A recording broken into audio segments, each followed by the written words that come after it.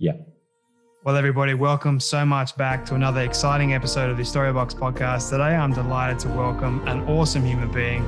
His name is Vishen Lakhiani, if I said your last name correctly. He is one of... You completely butchered it. I butchered but that's your last okay. name. I apologize. Let's do that again. It's Vishen Lakhiani. Lakhiani. Okay, there we go. Lakhiani. Now say it fast. Lakhiani. Perfect. You got it. Vishen Lakhiani. There we go. Right. Well, I'll just say your name again and then we'll keep going. Well, I'm delighted to welcome Vishen Lakhiani to the Storybox podcast today. Lakhiani. There we go. Right. I'll just say Vishen. This is just great. Say Vishen. Just say Vishen. That's cool. Great start to a podcast, but I'm delighted to welcome Vishen to the Storybox today. He's one of today's most influential minds in personal growth and human consciousness. He is at times 2 best-selling author and the founder and CEO of Mindvalley, the world's leading online personal growth education company. You have such an incredible bio that I could continue to go down, but I just want to welcome you so much to Storybox Podcast today, Vishen. Thanks, Jay.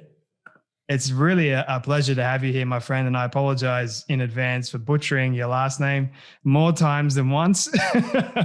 But thank you so much for taking out the time to be here.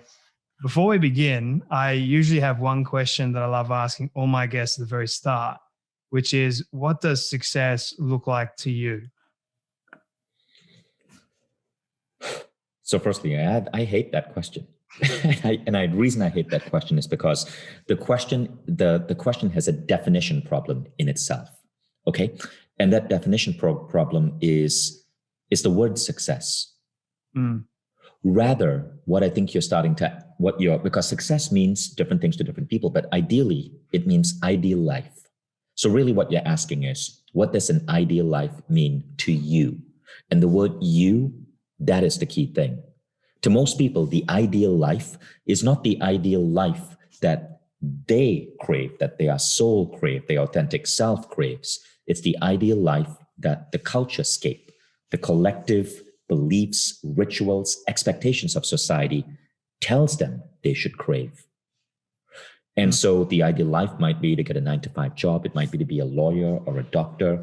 It might be to get married, have 2 cars in a garage. And this is why so many people wake up one day at the age of 40, completely miserable. In fact, Gallup did a study. 87% of people around the world hate their jobs because they were chasing what they thought was the ideal life. So what does success mean to you is really the question of, what does the ideal life mean to you if there were no expectations, there was no societal pressure, you didn't have to conform to any religion or culture or past generational expectation. And to me, that ideal life would be being in a beautiful surrounding, being surrounded by nature, being able to have close friends around me, being able to walk out and smell the fresh air and see the ocean scenery, being able to have healthy, nutritious food, and being able to work every day on creating technologies and writings that generate wisdom.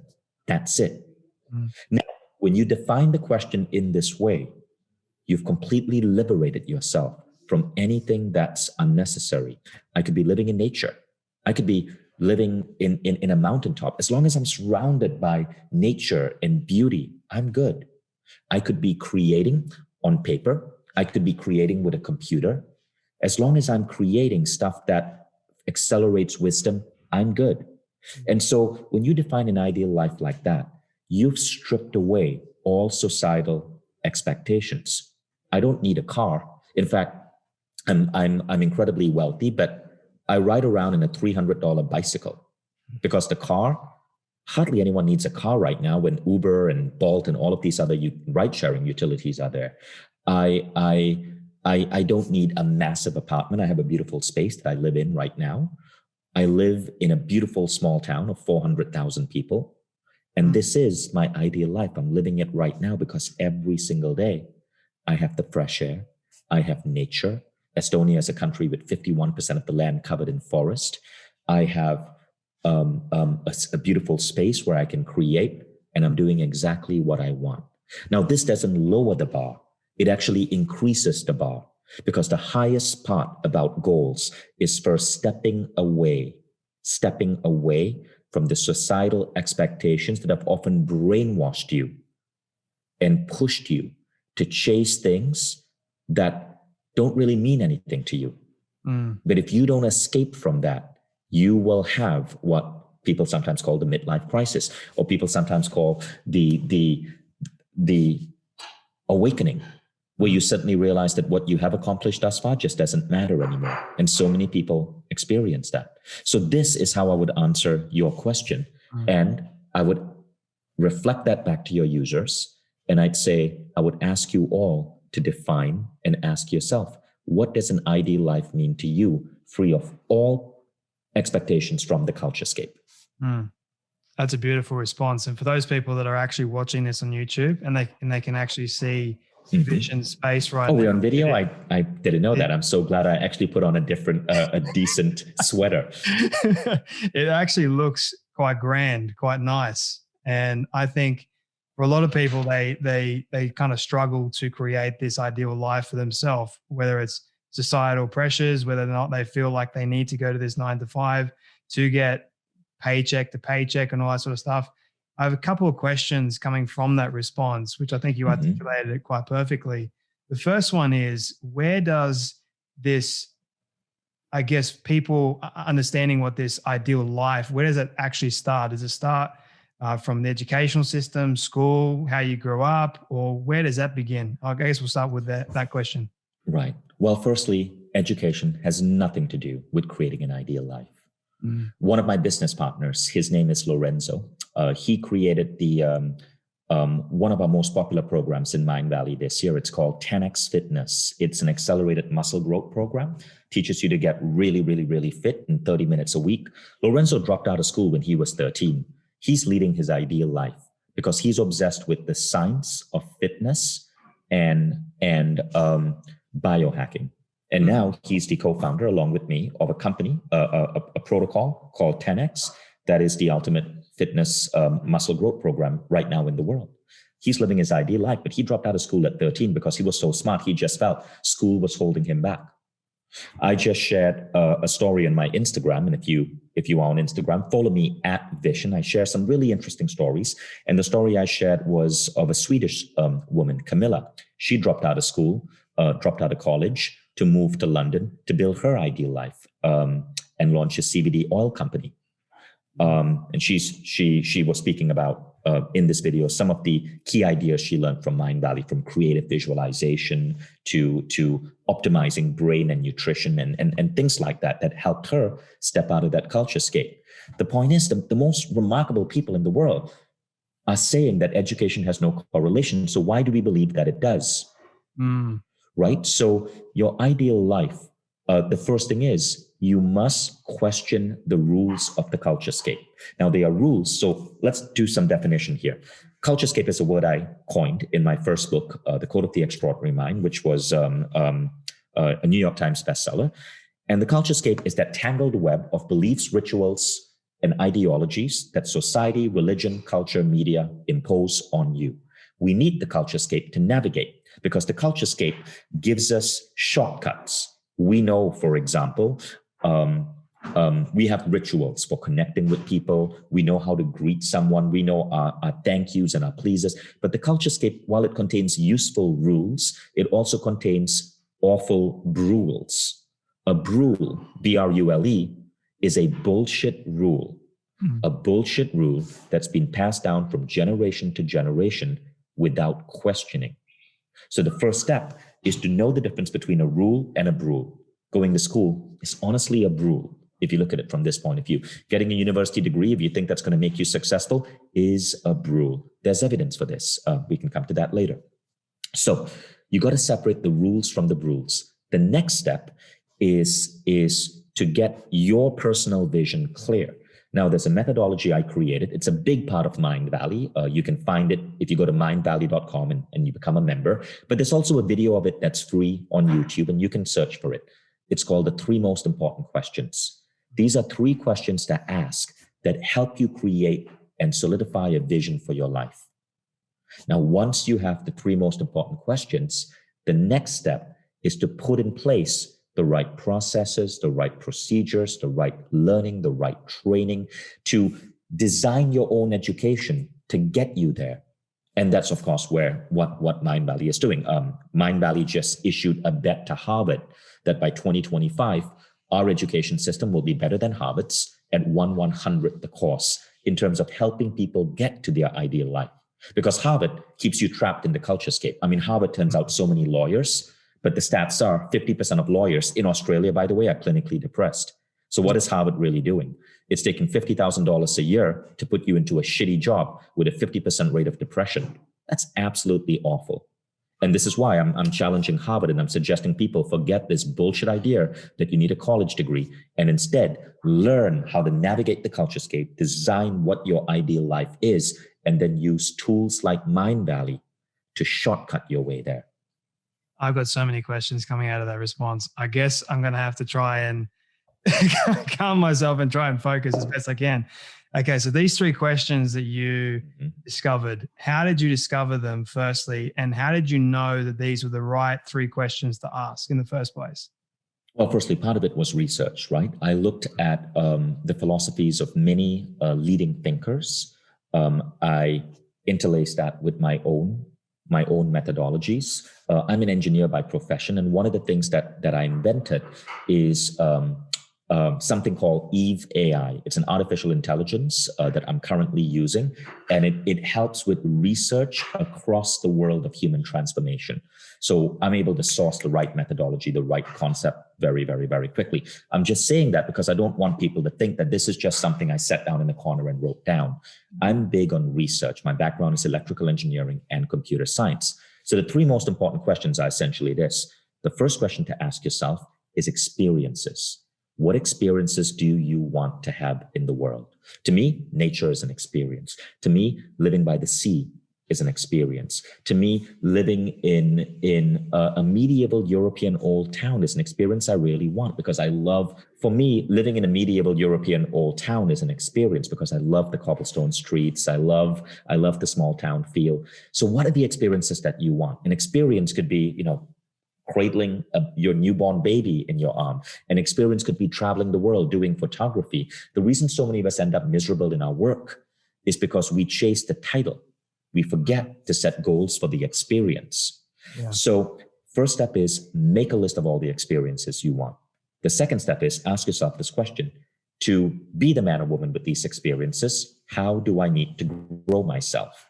So maybe an experience you wrote down is, I want to be able to spend my days writing poetry, never having to worry about money again. Great. How do you grow to get there? Well, you probably might want to take some classes on poetry. You might want to grow in terms of developing a model for passive income so you never have to worry about money. Those are growth that will enable your experiences. Now, when you think of growth this way, you don't end up going through unnecessary hurdles to growth, such as deciding, well, maybe I'll take a 4-year university degree on literature and poetry and rack up a $200,000 student debt. The greatest poets, by the way, never got a college degree that helped them become a poet. So now the third thing is, you have these experiences, you have this growth. The third thing is very important. How do you then give back to others? Now, this third thing assumes success, which is exactly the mindset you want to be in to hit your goals. You're literally telling yourself, I'm going to be successful. How can I share and help elevate others? So here, maybe you write beautiful poems and you license them out to restaurants for free, so restaurants can put them on their wall. Maybe you teach poetry classes to kids. You come up with ways you can contribute. So these three questions and the full procedure, you'll find it on YouTube. If you're a Mindvalley member, there's a course on it. Go through that.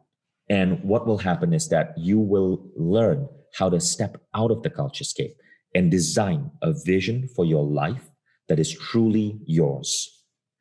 Looking at Mindvalley for a moment and what Mindvalley does, I'm curious, how does Mindvalley take education and make it different as opposed to, say, your regular Harvard system, your Yale, or even your Macquarie University here in Sydney, Right. Australia? So universities tell you that the most important thing in life is a career and is earning money, right? Yeah. Now, I'm not saying that's bad, but that is 2 out of 12 different dimensions of being human. 2 out of 12. But if you simply obsess with those 2 dimensions, you're going to lead a freaking miserable life.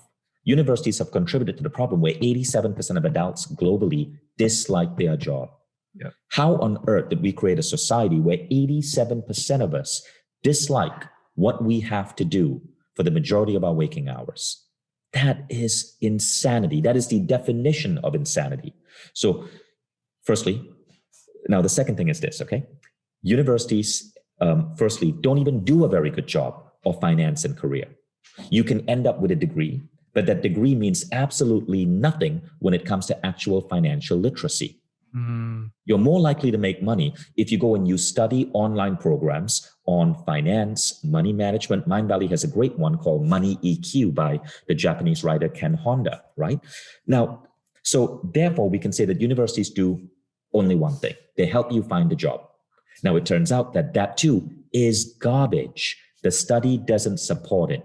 In a 2010 US census, they found that firstly, 30% of American university graduates were working in a field completely unrelated to what they actually studied.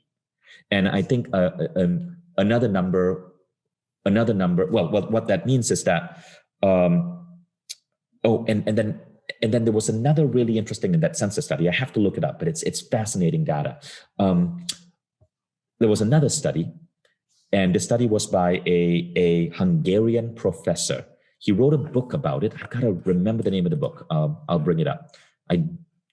I'm going to bring it up because I think it's a wonderful book to read. So what this Hungarian professor found is, and let me state his name because I want to make sure that I give credit where credit is due. Yeah, please do. I'd love to hear more about this book. Sounds very interesting. Yeah, so what he found basically was that if you take 2 people, one who went to Harvard and one who did not go to Harvard, you will find that the person who went to Harvard basically over the next, over the next 10 years, we'll see about a $70,000 advantage in terms of income. But here's the interesting thing. And by the way, the professor is called Albert Laszlo Barabasi. The book is called The Formula, The Universal Laws of Success. What Barabasi speaks about is the interesting thing about this study. They found that if you measure a Harvard graduate against someone who applied to Harvard and got rejected, the income post-graduation is the same. It turns out it has nothing to do with Harvard. Rather, it is the student's mindset. An 18-year-old applying to Harvard and getting rejected had the same mindset of ambition, of boldness, of aiming for the best as the person who applied to Harvard and got accepted. It turned out the Harvard degree does nothing. They both end up equally successful. So why then would one spend $50,000 on Harvard, especially when right now it's nothing more than Zoom calls? This is where the university issue is a societal lie, especially in America, where it's been drummed into people. Now, if you live in a country where university education is free, by all means, do it. Do it because you're not racking up that debt. But if you're the average American, you're in a system that's basically setting you up for failure at the earliest start of your career by putting this massive debt on you. There's a number of things. I went to business college straight out of high school, and I noticed that I felt like I was repeating year 12 business studies.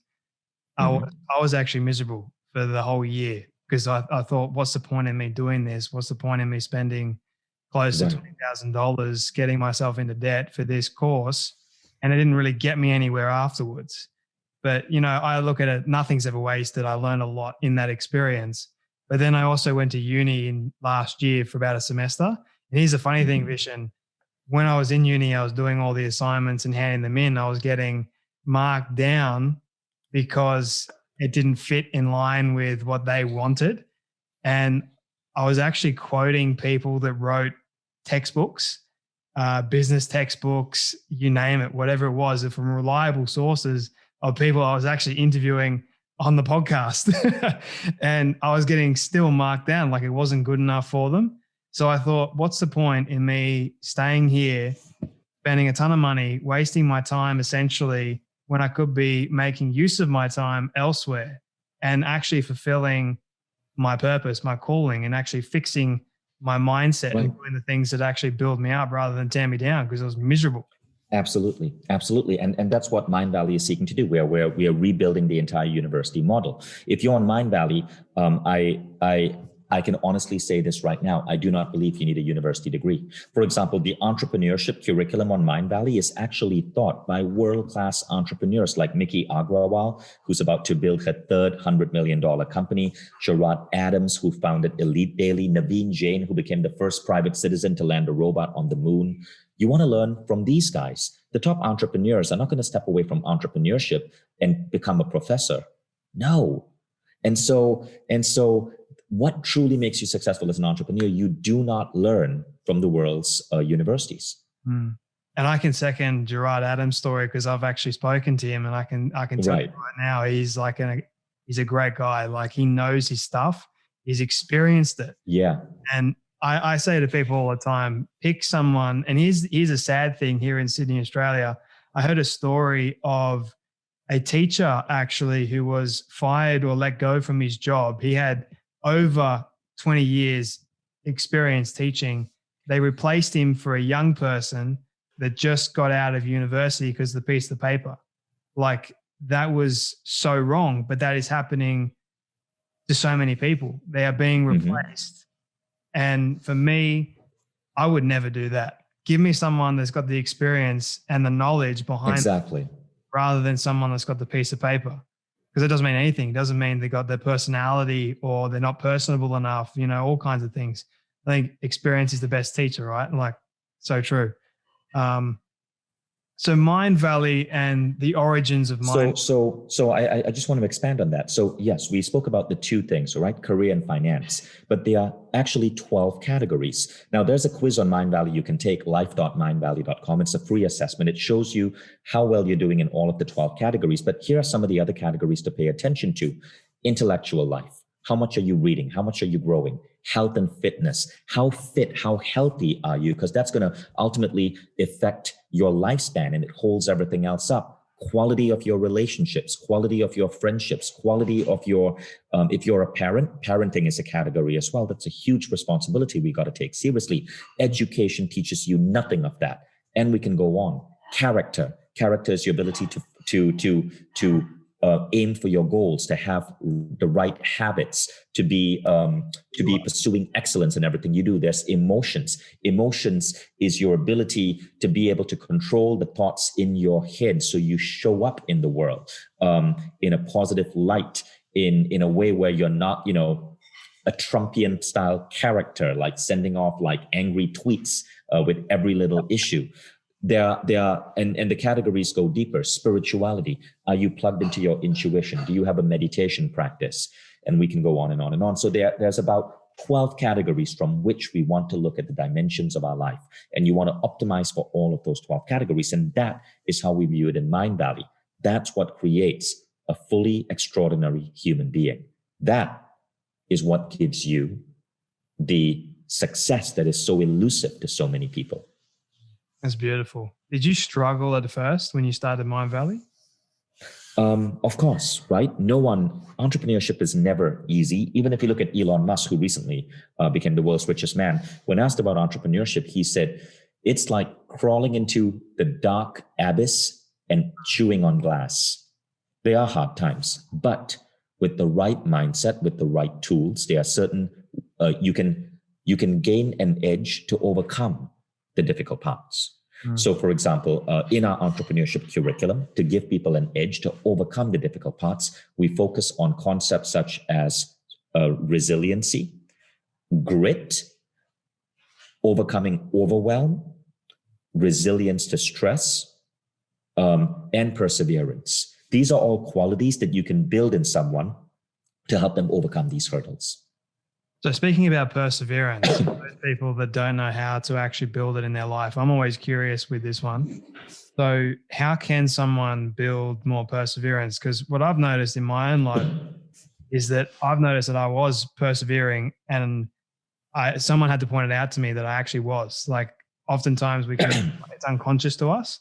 So I'm curious, like how can we build upon being more, I guess, persevering in circumstances that are difficult? Well, so the first thing is this, right? The reason most people don't persevere is because their goals have their goals don't connect to them.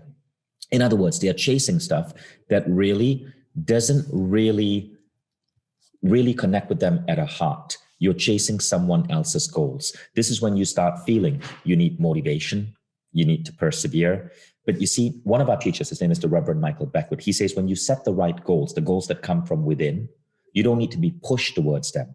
Rather, those visions, those goals which are coming from within you, you don't need to be pushed. They pull you. The right visions pull you. Perseverance becomes easy. Motivation becomes unnecessary. I have a saying I think you might like: consistently practice patience with prayer and perseverance, and then you'll succeed. Perhaps, yes. Yeah, I thought I'd share that. So going back a little bit to how Mindvalley started, what was the initial idea for Mindvalley, and has it changed over time, or has it remained the same over time? The initial idea was I was a Silicon Valley exec. I discovered meditation. It transformed my career. And I was wondering why on earth did I never learn this in school? Because I'd had so many failures in Silicon Valley. I was one of the guys who was in the original Silicon Valley during the dot-com bubble bursting, right? Went through a really hard time, lost everything. I was wondering, why the hell didn't they teach this in school? So I decided to start a website dedicated to it and to become an instructor. And I did that for 5 years. I was just teaching it in small rooms across the world. And then eventually I had an insight to go bigger and bigger and bigger and bigger.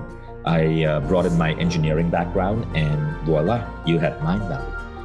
So thank you so much for this interview. I have to jump on to my next call, but I really appreciate spending some time with you and being invited to share my ideas with your guest.